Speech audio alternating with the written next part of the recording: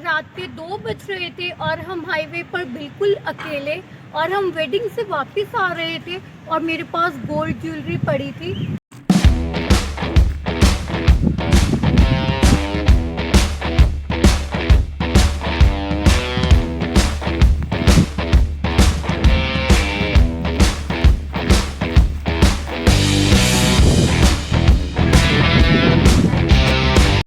Hello friends, आज हमने अपनी गाड़ी के 14,000 किलोमीटर्स कंप्लीट कर लिए हैं और आज हम इसका आपको रिव्यू देंगे।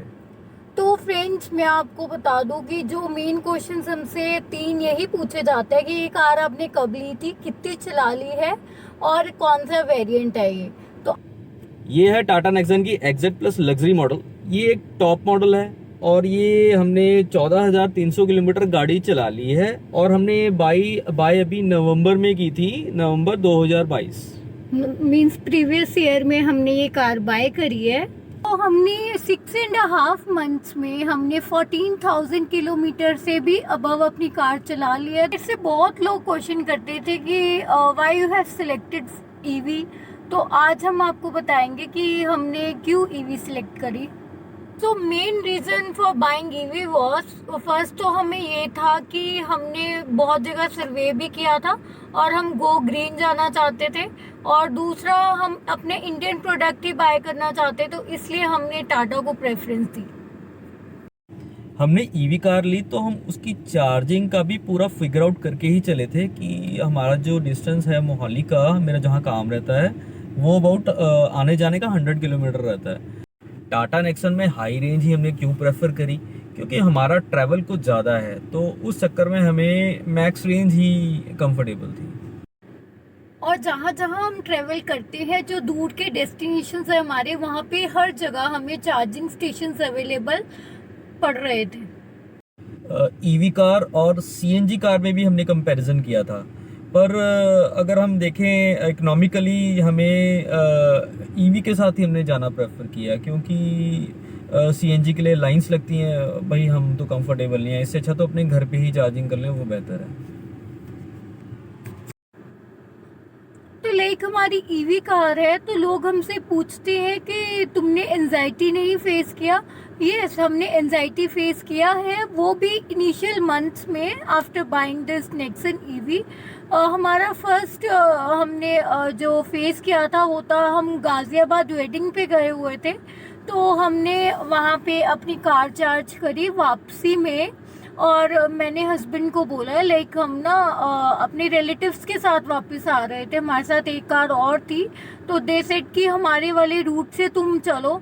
मैंने हस्बैंड को बोला भी कि नहीं यार, हमारा फर्स्ट टाइम है, तो हम उसी रूट से चलते हैं जिससे हम आए थे। बट ही सेड नहीं, हमारी कार तो चार्ज है, कोई बात नहीं, कोई प्रॉब्लम फेस नहीं होगी।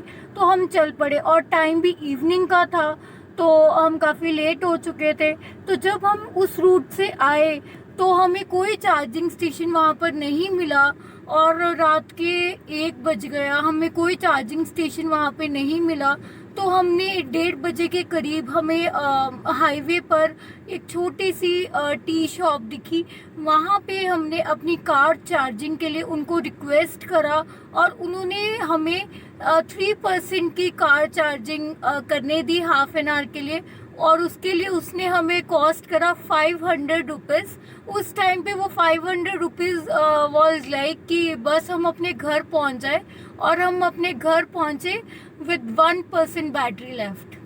बहुत ही वर्स्ट एक्सपीरियंस था हमारा, पर ये है कि भगवान की मर्जी थी, जो भी था मुझे थोड़ा बहुत समझ आया, थोड़ी बट प्रॉब्लम्स तो उस आई। एक्सपीरियंस से हमने लर्न किया कि never ever travel in the night, और अपनी ट्रिप्स प्लान्ड वे में प्लान करके ही चले। तो भी न्यू ईवी बायर्स है, उनके लिए हमारा सजेशन यही है कि आप जो भी अपना ट्रिप प्लान करेंगे वो बिल्कुल प्लान्ड वे में होना चाहिए, और patience first most thing is patience. Patience की बहुत ज्यादा रिक्वायरमेंट है फॉर ईवी बायर्स।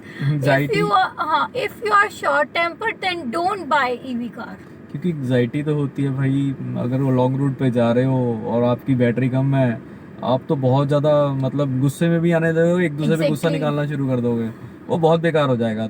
जब भी हमने जब ये टाटा नेक्सन की ईवी मैक्स लेने का सोचा था, तो हमने भी बहुत सारी इंटरनेट पे वीडियोस देखी थी यूट्यूब जिसमें बंदों की चार्जिंग खत्म हो जाती है तो और चार्जिंग वैन आती है, टाटा वालों के वो टो करने के लिए और आती आपको है। पता है वो 4 से 5 घंटे के बाद आती है। आपको 4-5 घंटे वहीं बैठ के इंतजार करना, वो वैन आएगी, फिर आपकी वैन अगर वो चार्जिंग वाली आई वहीं पे चार्ज करेगी, 10 से 15% करेगी, और उसमें भी टाइम लगेगा।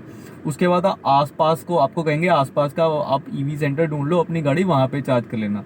तो एक तरीके से हमारे दिमाग में भी ये बात थी कि यार ये प्रॉब्लम आई तो क्या करेंगे, कैसे होगा। तो पर आफ्टर 1 मंथ हमने 1 से 1.5 मंथ ही गाड़ी चलाई, उसके बाद हमारा ये एंजाइटी जो थी लगभग दूर हो गई, क्योंकि अब हमें समझ आ गई कि कैसे हमने गाड़ी चलानी है और किस वे में चलानी है। क्योंकि हम भी बहुत डरे रहते थे, यार कैसे होगा, अच्छा कितनी जाएगी, ये भी दिमाग में रहता था। अब सपोज करो मेरी गाड़ी में 50% है, पहले शुरू में गाड़ी ली थी तो मुझे पता नहीं था 50% गाड़ी कितनी जाएगी, पर अब समझ है कि हाँ यार 1% 3 किलोमीटर निकालता है, तो मैं कम से कम 140 किलोमीटर इजीली चला जाऊंगा बिना किसी डर के। तो वो आपको कुछ टाइम के बाद समझ आएगी, एंजाइटी खुद ब खुद चली जाएगी। और सबसे इम्पोर्टेंट चीज हमने आपको बताई है कि आपको सिर्फ प्लान्ड वे में चलना है ईवी कार, अगर आपने बाय करी है या बाय करनी है तो। और सबसे ज्यादा क्वेश्चन पूछा हमसे यही जाता है कि आपको कार की कितनी रेंज निकलती है। तो अभी हम आपको बताएंगे कि हमारी कार कितनी रेंज निकालती है। जो गाड़ी की हमारी रेंज निकलती है वो कम से कम 300 टू 350 किलोमीटर के बीच में निकलती है, क्योंकि मैंने आपको पहले बताया हमने मैक्स मॉडल लिया था, तो इसकी रेंज जो क्लेम की जाती है वो 437 है, पर एक्चुअल में जो निकल रही है वो 300 टू 350 के बीच में निकलती है। अगर आप फिर दूसरा पॉइंट आप ये भी पूछोगे कि भाई अगर आप गाड़ी अपना एसी ऑन रखते हो या ऑफ रखते हो। अब देखिए जैसे अब ये समर का टाइम है, अब एसी तो ऑन ही रहता है, आप इसके बिना तो आप गाड़ी चला ही नहीं सकते। नहीं तो इतने 20 लाख खर्च करके अगर हम एसी को ऑन ना करें तो उससे बड़ा बेवकूफ़ तो कोई भी नहीं होगा जी। तो हम गाड़ी को अपना एसी ऑन रखते हैं, तो हमारा जो रेंज निकल के आ रही है वो 290 टू 310 के बीच में आती है विद एसी ऑन। तो अगर हम अपना एसी ऑफ रखते हैं तो 350 की रेंज बहुत इजीली मिल जाती है, वो हमने अपने प्रीवियस वीडियोस में दिखाया है, वो आप देख भी सकते हैं, जरूर हमारी प्रीवियस वीडियोस चेकआउट कीजिए। तो आप ये भी जरूर सोचते होंगे कि हमने टाटा नेक्सन ईवी ही क्यों बाय करी, और ब्रांड भी तो थे मार्केट में, हमने वो बाय क्यों नहीं करी, चाइनीज ब्रांड थे। बट वही फर्स्ट तो ये कि अपना इंडियन प्रोडक्ट हमें बाय करना था, दूसरा इसकी बिल्ड क्वालिटी। इसकी बिल्ड क्वालिटी इतनी मजबूत है आप सोच भी नहीं सकते। क्या हुआ, हम लास्ट टाइम सालासर के ट्रिप पे थे, तो जब वापस आ रहे थे तो ना पीछे से एक ट्रक वाले ने गाड़ी चिपका दी। गाड़ी चिपकाई, आवाज़ ऐसी आई जैसे कोई बॉटल पिचकती हो, पिचक की आवाज़ आई प्रॉपर। हम तो एक बार डर गए, मैं क्या आज हो गया काम। मेरी ब्रीजा थी इससे पहले, तो एक बारी वो भी ऐसी टच हुई थी, पूरी चिप गई थी। अब मैंने सोचा मैं क्या, अब तो गई गाड़ी, हमारा गाड़ी का काम हो गया। तो पहला ही ट्रिप था सालासर का और ये बिगड़ गया। मैं उतरा, पीछे देखा और देखा, मानोगे इसका जो लोगो है, लोगो के ऊपर इम्पैक्ट जरूर आया, पर 1% भी गाड़ी को कुछ नहीं हुआ। आप दूर से देखोगे आपको पता ही नहीं लगेगा कि कुछ इम्पैक्ट भी आया है गाड़ी पे इस प्रेशर का। मतलब इतनी तगड़ी मजबूत इसकी बिल्ड क्वालिटी है। हमने आपको इसके पॉजिटिव पॉइंट तो बता दिए, अब इसका एक नेगेटिव पॉइंट भी है और बहुत ज़्यादा इससे परेशानी भी हमें आती है। इसमें एक ना ब्लाइंड स्पॉट है, इसका जो पिलर है ना जो गाड़ी के, आप ये पिलर देख सकते हैं, मैं आपको दिखाता हूँ। देखिए ये जो इसका पिलर है ना ये बहुत वाइड है, तो क्या होता है कि अगर आप बैठे हो तो आपके लिए ये प्रॉपर एक ब्लाइंड स्पॉट सा ही बन जाता। तो ये बहुत प्रॉब्लम है टाटा नेक्सन में कि ये ब्लाइंड स्पॉट बहुत दिक्कत देता है, और इसका हमें पता भी था, पर फिर भी हमने इसको कंसीडर नहीं किया कि चलो कोई नहीं, कर लेंगे मैनेज। तो अभी मैं बात करूंगी सब्सिडी की। तो चंडीगढ़ में हमें 1.5 लाख की सब्सिडी मिली और 50,000 हमें अर्ली बर्ड का प्रॉफिट मिला है, और तो हमें काफ़ी अच्छा सब्सिडी मिल गया है चंडीगढ़ में। बट हर जगह का अलग अलग सब्सिडी है, लाइक बॉम्बे में अलग है। और आप हमें जो चंडीगढ़ में जो हमें प्राइस पड़ा वो पड़ा विद एसेसरीज, हमने एसेसरीज प्रॉपर लगवाई थी गाड़ी में। इवन इसके मैट भी 70 मैंने कंपनी से ही बाई की हैं, तो हमें टोटल विद एसेसरीज 20,30,000 के करीब पड़ गया था। तो हमें जो 2 लाख की सब्सिडी निकल गई, तो हमें 18,30,000 के करीब ही गाड़ी पड़ी है। एक और क्वेश्चन भी आपके मन में होगा कि क्या अभी ईवी का इंफ्रास्ट्रक्चर प्रॉपरली डेवलप्ड है या नहीं है। अगर आपको मैं सच बताऊं तो अभी ईवी का इंफ्रास्ट्रक्चर बिल्कुल भी डेवलप बिल्कुल भी नहीं है। डेवलप नहीं है। पंजाब साइड तो बहुत बिल्कुल भी ही नहीं कम है ही डेवलप्ड नहीं है। है यार, बिल्कुल ही नहीं थे। लास्ट टाइम गए तो थे हम। विलेज Even साइड पे बहुत ही ज्यादा बुरा हाल है। अगर आप दिल्ली वाली रोड पकड़ते हैं, चंडीगढ़ से दिल्ली, वहाँ पे आपको चार्जिंग स्टेशन तो बहुत सारे मिलेंगे, है भी हैं, नो डाउट हैं, पर बहुत सारे चार्जिंग नॉन वर्किंग वर्किंग नहीं है। है। मतलब आपको पहले ही प्रॉपर देख के चलना है पूरा कि हाँ, सर्वे करके चलना है कौन इवन सा चार्जिंग वर्किंग है स्टेशन या भी चेक नहीं करने है। हैं आपने कि भाई ये वर्किंग है या नहीं है। उनकी एप्स हैं, अलग अलग एप्स हैं, उस ऐप्स को आपको ओपन करना और प्रॉपर चेक करना कि हाँ ये वर्किंग है या नहीं है। तो गवर्नमेंट को इंफ्रास्ट्रक्चर पे ध्यान तो देना पड़ेगा, क्योंकि जिस हिसाब से गाड़ियां बिक रही हैं, बहुत तेजी से इनकी सेल हो रही बहुत है। अच्छी सेल हो रही है आसपास टाटा आप नेक्सन की। देखो तो बहुत सारी गाड़ियां आप ग्रीन प्लेट की आपको दिख जाएंगी, क्योंकि सेल बहुत बढ़ गई है। पर उस हिसाब से भी इंफ्रास्ट्रक्चर अभी नहीं गवर्नमेंट है। तैयार नहीं कर रही है। ये बहुत ज़रूरी है। ये अगर तो तैयार हो जाए तो मतलब आप बिल्कुल ही चेंज हो जाएगा ये इंडिया। वैसे एक ये है कि गवर्नमेंट को ऐसा करना चाहिए कि हर पेट्रोल पंप पे एक चार्जिंग स्टेशन जरूर बनाना चाहिए, ताकि ईवी कार्स की सप्लाई owners भी बढ़ जाए और ईवी ओनर्स को कोई प्रॉब्लम ना आए। प्रॉब्लम भी फेस ना करनी पड़े। टाटा में हमें जो बैड एक्सपीरियंस तो इसकी सर्विस से ही रहा है, क्योंकि यहाँ पे अभी जो इनके टेक्नीशियंस हैं, ये अभी भी इनको खुद ही अभी इतनी खास नॉलेज नहीं है ईवी की। तो इवन इसकी प्रॉब्लम्स भी ये जल्दी सॉर्ट आउट नहीं कर पाते हैं। और आपको जवाब मिलेगा, सर ये तो सभी गाड़ी में प्रॉब्लम आ रही है, इसका कोई अपडेट आएगा तो हम बताएंगे। और बंदा हमेशा बहुत ज़्यादा डिसअपॉइंट होता है। अगर आप नए हो, आपको पता ही नहीं लगेगा, क्या पता टेक्नीशियन, आप तो ये सोचोगे कि टेक्नीशियन सच ही कह रहा होगा, इसका कोई सोल्यूशन ही नहीं होगा, पर ऐसा कुछ भी नहीं है। इन लोगों को पता ही नहीं है कि इस गाड़ी को भी ठीक कैसे करना है। तो इसका सॉल्यूशन ये रहेगा कि आप जिस टाटा मोटर्स पे अपनी सर्विस करवाने के लिए जाते हैं, उसको चेंज करके आप आसपास के दूसरे सर्विस किसी और सेंटर, आप टाटा के ही दूसरे सर्विस सेंटर पे ट्राई करो।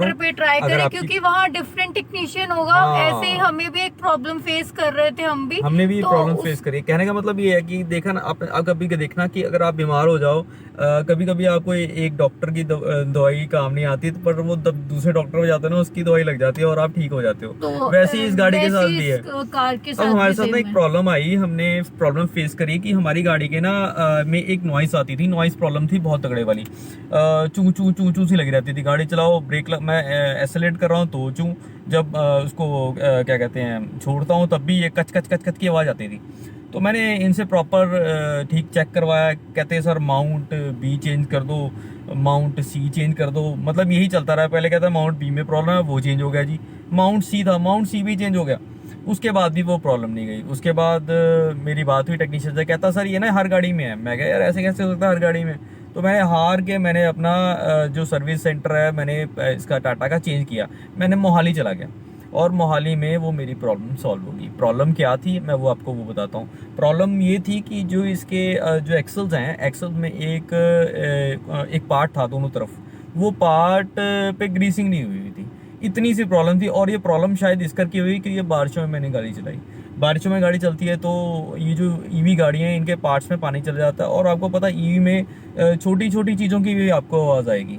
तो फिर ये प्रॉब्लम मेरी जाके मोहाली में ठीक हुई। तो मुझे ये समझ आया कि हमें अपना ये सर्विस सेंटर चेंज करना चाहिए। 456 की रेंज वाला एक अपडेट भी आया हुआ है अब गाड़ी का। आप देखो कुछ लोगों ने अपडेट भी कराया है, पर उनके कुछ सॉफ्टवेयर ग्लिच आ रहे हैं, बता तो रहे हैं। आप देखता हूँ, मैंने भी जाना, मेरी थर्ड सर्विस आने वाली है।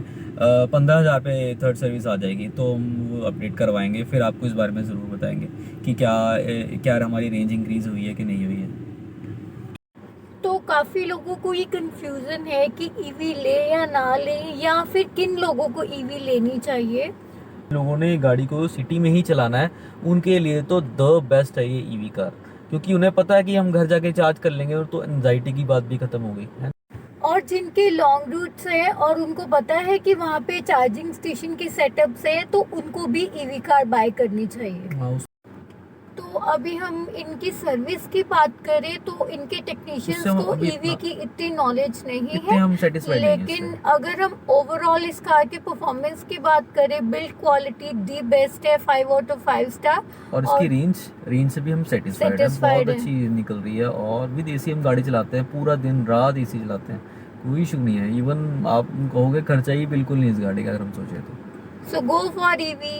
तो वैसे तो हम आपको बता दें कि हमारे घर में Solar 10 panel। किलोवाट का सोलर पैनल लगा हुआ है। तो जो हमारी गाड़ी की रनिंग कॉस्ट है वो हमारे लिए ज़ीरो ही है। तो हम हर टाइम गाड़ी में अगर हम दिन रात पड़े भी रहें हमें कोई फ़र्क नहीं पड़ता। तो मतलब अगर आप कुछ प्लान वे में करें, जिस तरह सपोज करो आपने ईवी गाड़ी ले ली, अगर आपके घर सोलर पैनल लगा हुआ है तो आपको इसकी कॉस्टिंग ज़ीरो ही पड़ेगी। तो जस्ट गो फॉर इट। आपको अगर मेरी वीडियो पसंद आई हो तो प्लीज मेरी वीडियो को लाइक करें, शेयर करें। So thanks for watching our video.